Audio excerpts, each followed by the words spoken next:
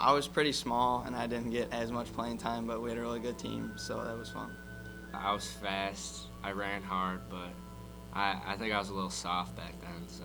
I would definitely say I was often compared to, I never said this, but like people would just say, I played a lot like Reggie Bush at USC.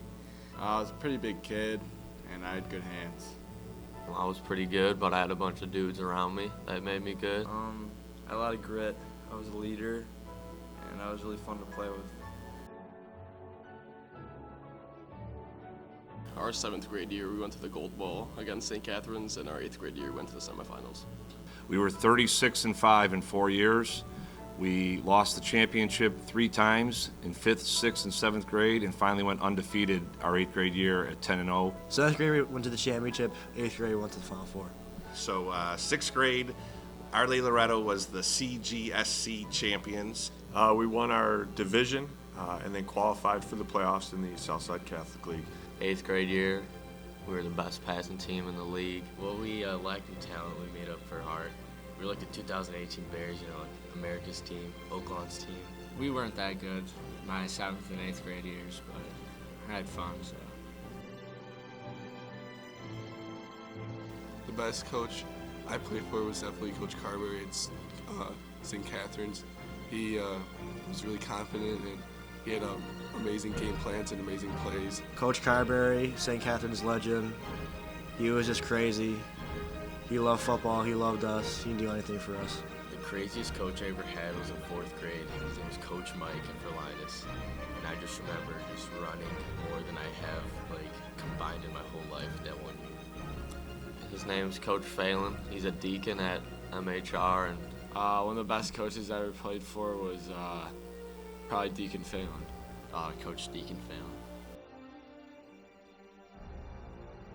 Joe Schisler, Mrs. Van Assen's little brother, who I had the privilege to play with in both grammar school, high school, and college. When the ball was in his hands, we gave ourselves a pretty good chance to win.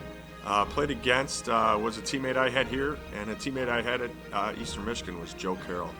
We played them in the first round of the playoffs in 8th grade. And, I still remember the hit Joe put on me. The best player I played against was 7th grade Jack Lausch. All week long at practice, our only rule was don't kick the ball to Jack Lausch. First play of the game, we kicked the ball to Jack Lausch, and he took it to the house. One of the best I ever played against was probably Henry Ivers.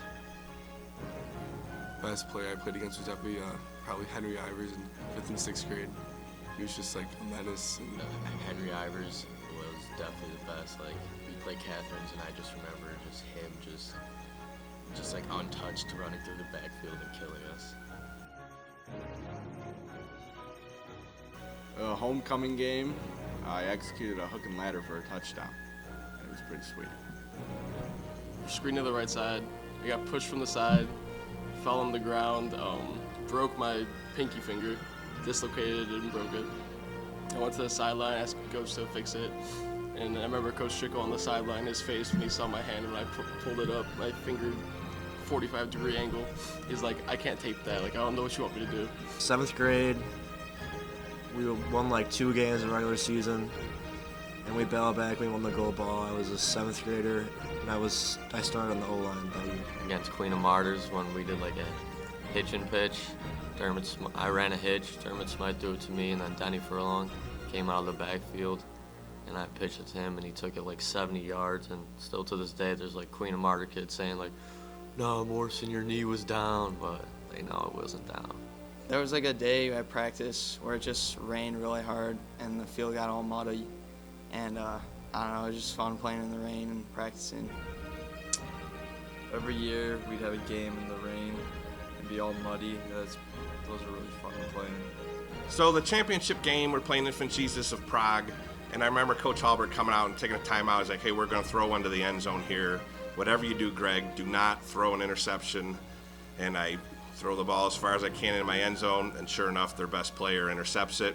And he's coming back, and I swear it was the whole Infant Jesus team coming at me. And being a safety, I couldn't make tackles, so I stuck him. He stopped him. We held him, and the game was over, and we won. So that was an awesome memory. But he still talks about, I told you don't throw an interception, and that was a long time ago, and he still brings it up to me.